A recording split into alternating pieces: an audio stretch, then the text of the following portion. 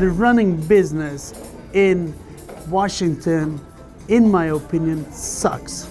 Well, that is how one man describes the difference between owning restaurants in Idaho and Washington. Separated by a state line, but there are factors that affect our regional economy as a whole.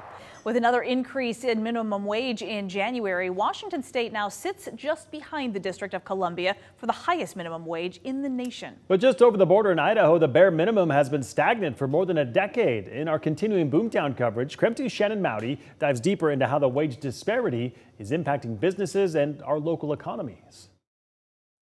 The White House Grill in Post Falls has a reputation, good food, and owner Roger Dem says 25 years worth of finding and keeping good workers. It was always my dream to have at least my 95% of my employees to have a livable wages.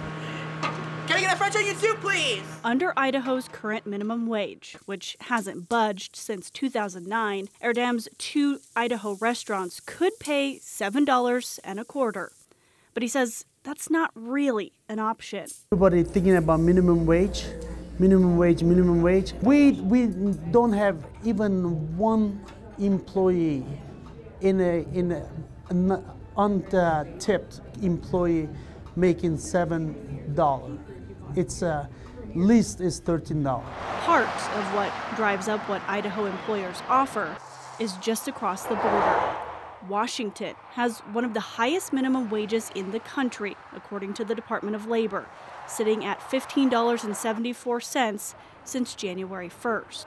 There is pros and cons. Some of the pros, obviously, for Spokane is that it attracts some labor to the market. The latest numbers from Idaho's Department of Labor show that in 2019, around 4,600 people commuted from Spokane to Kootenai County for work every day. But more than double that, 9,800 traveled from Kootenai County to Spokane. It's basically tourism dollars going back into Idaho, but then that creates some more of that strain on the labor market as they are living in Idaho, demanding Idaho services, but they're not providing the labor in Idaho. Ryan Herzog, associate professor of economics at Gonzaga, says the growth of big business in Idaho is an added strain.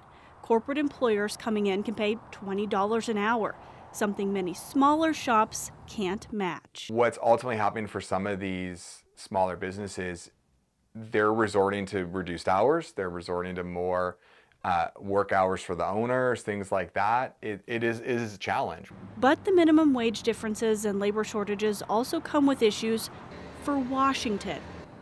Greater Spokane Incorporated plays a big role in business recruitment and retention.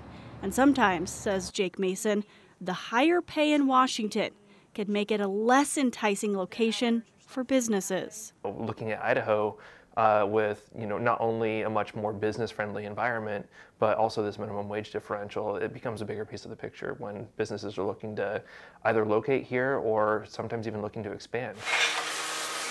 Erdem sees it at his Liberty Lake restaurant, where he can't split tips between employees. When you pay a server $16 an hour, and then on top of it they get $200-300 tips.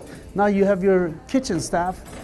How are you going to make them happy? But he'll keep doing what he can for all his staff, no matter the cost. The challenge, obviously, for the whole region is trying to overcome some of these labor shortages. Shannon Mowdy, KREM 2 News.